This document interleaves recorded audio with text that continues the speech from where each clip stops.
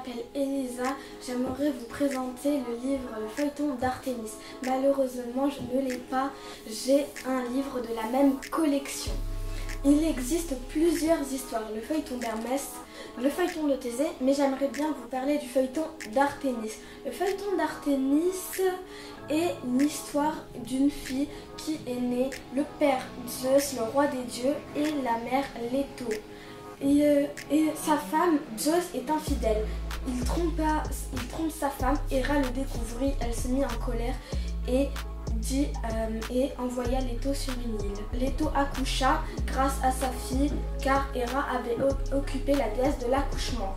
Je ne vous dirai pas plus sur l'histoire, je vous laisse la découvrir. J'ai aimé cette histoire car Artémis est une jeune déesse indépendante. Le livre est écrit par Muriel Zac et les dessins par Jean-Manuel Duvivier. J'espère que l'histoire vous plaira. Bonjour, je m'appelle Mohamed.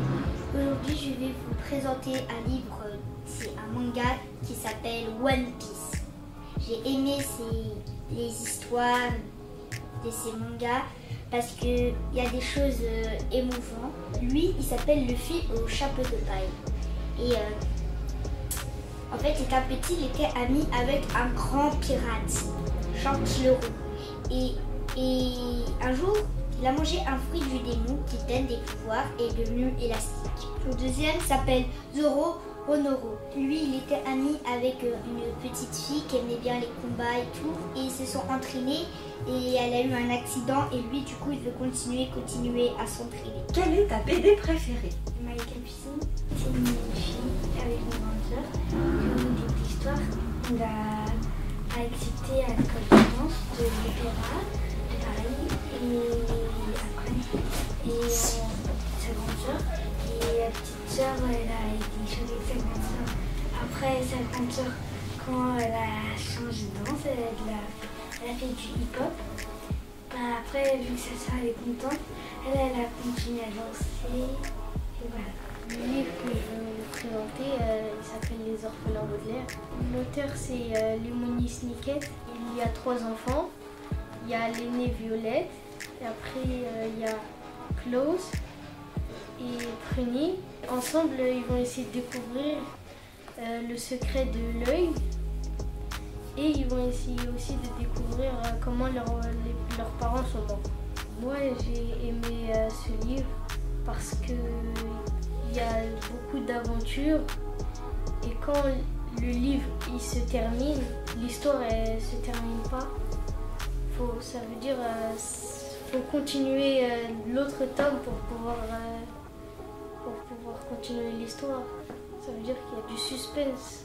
J'aime aussi parce que j'aime aussi les personnages principaux parce que chacun il a un certain caractère et au fur et à mesure il dévoile des secrets. Aujourd'hui, je vais vous présenter un livre de Black Clover. L'histoire parle des personnes de magie avec des grimoires.